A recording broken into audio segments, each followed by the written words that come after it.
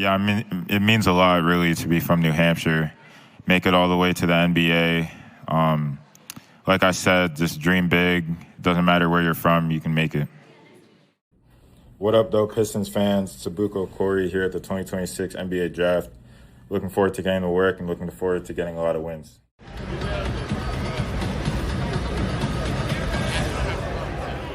Super excited about Ebuka. Watched him for a while, and then he just exploded onto the scene. But high character young man who loves the game of basketball. He is very, very serious about the game. We think he'll come in here and fit with this culture, with this environment. Incredible speed with ball in hand. I think, if I recall correctly, he was up there in the country with and-ones in the paint, especially at the point guard position, might have been number one.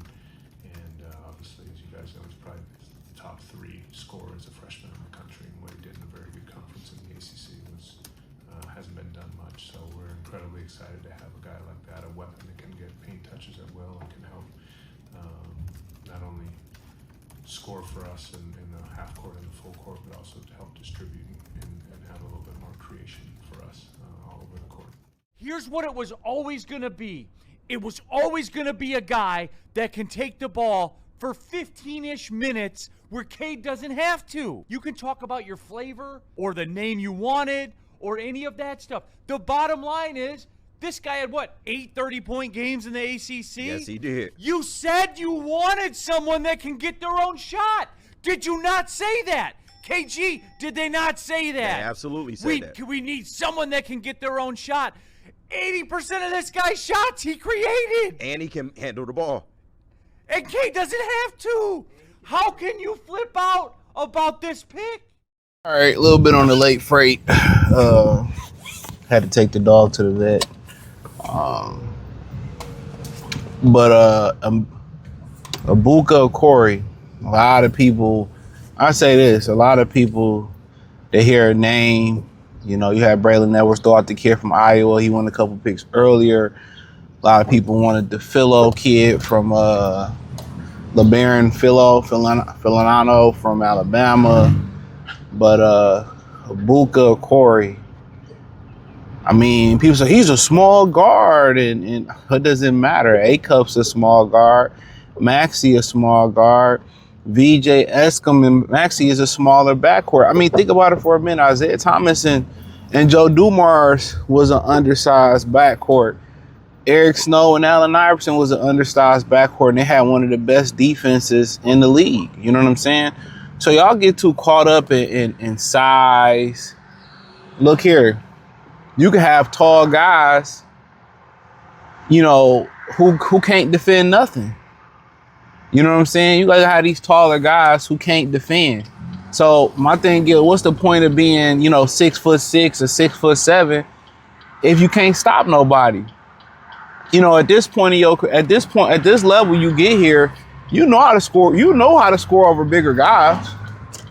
You know what I'm saying? So, and people talking about what a priority was point guard. He's not a point guard.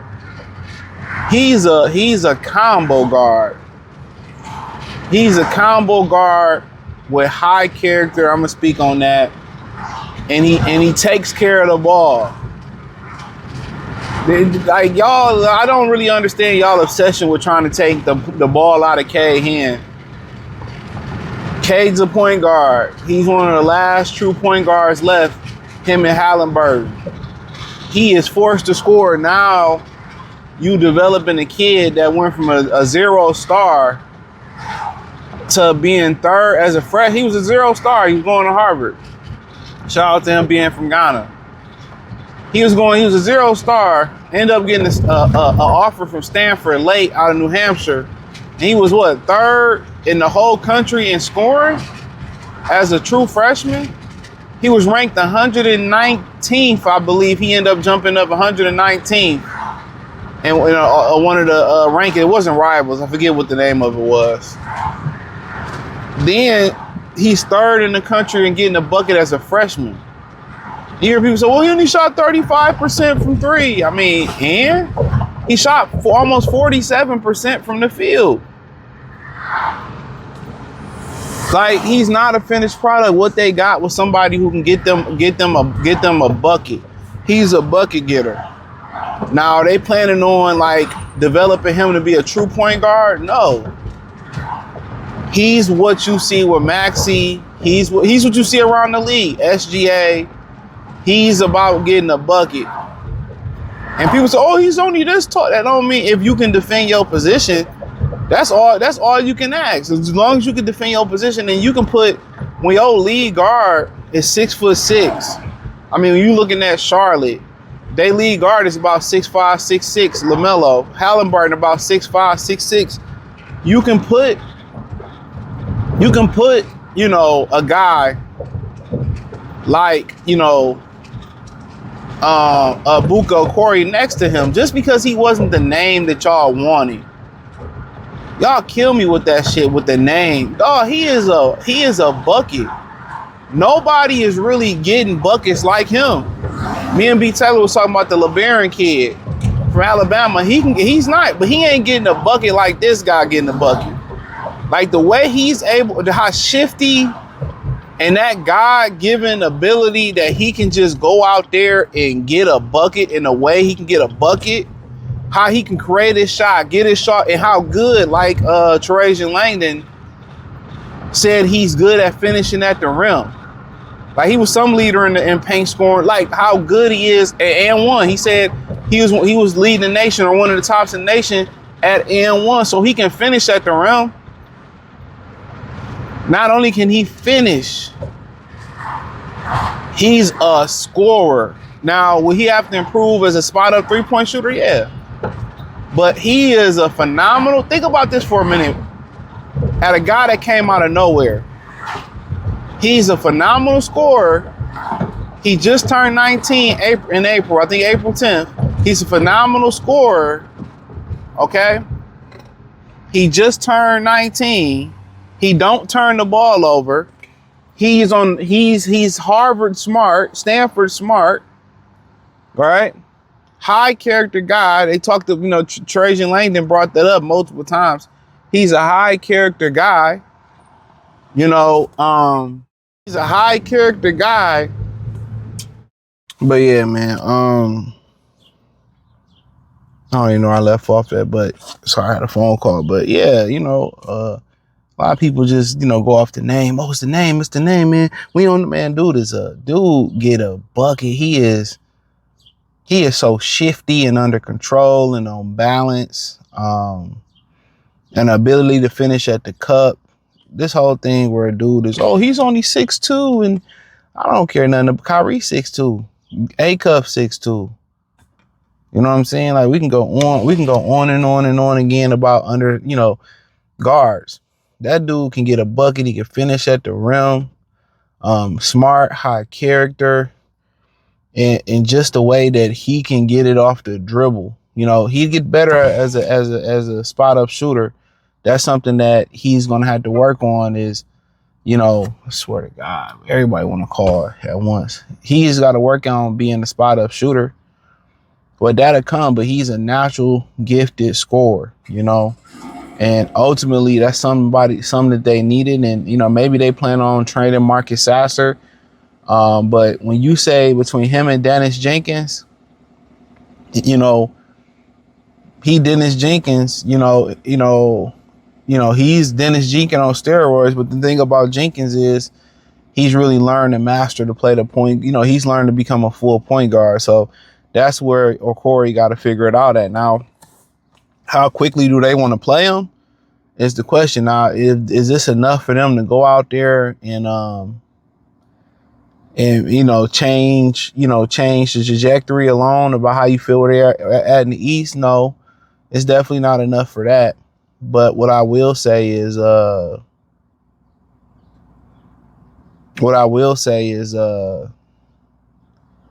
got to make some more moves. And therefore, if you go get a Norman Powell, a Zach LaVine, a Kyrie, this is a guy that you can put in the backcourt with Dennis Jenkins on the second unit. And you can have him developing, and by the time you're done with Levine, and Powell is 33. You know, Kyrie is 34. Levine is what, 30, 31. You know, by the time you groom him, you know, a year or 2, 3, he'll be ready to step in and shit. He'll be only what, 22 years old the next 3 years. He just turned 19, 20, 21. Yeah, he'd be 22 years old. So you can take a chance on one of those older guards, you know, and shit, in 3 years, Levine will be 34, Powell will be 36, Kyrie will be 37. You can usher him right in. Whoever you choose to get, you can usher him right in. You know, now if you're talking about the hero timeline, which I heard the Milwaukee keeping hero, he'll be 29. You know what I'm saying? 30. So most likely, I think this move is indicating that they're probably going to go get Norman Powell, or Levine, us, you know. But my biggest inquiry now that they got somebody that can score off the bench, my biggest issue now is for them to get, you know, it's a power forward position. So if they bench is gonna be Jenkins or Ebuka, Okorie, you know, they're probably gonna find another guy like Karis LeVert. They might even keep Karis LeVert. You know, they got B-Ball Paul, and Tobias probably coming off that bench, you hope. You know, the next thing is what you do at the power forward position, you know? So we'll see. But hey, thumbs up the video, share the video, subscribe to the channel, check out Detroit Pistons Talk playlist. I like to pick. At first, I'm like, who is this? And I did the research, like, yeah, fire. But hit the link in the description. You can find me everywhere. Peace. Did you know that Ja Morant 2.0 is sitting on the board for the Detroit Pistons to select? Out of Stanford, freshman, 6'2", Ebuka Okorie. 6'2" in this NBA? Backup point guard. Sorry, Danis. You're going to have to find your D elsewhere. Listen, this guy can score. He's a bucket, man. He can score, and he can score some more. He will get to the hoop. He can find anybody on the court, and he can hit the three from anywhere you want. Logo? Sure. And he has an absolute handle on him. One of the deepest bags coming out of college this year. Make him a Piston, Trajan. I'm not going to lie. He's cooking with this.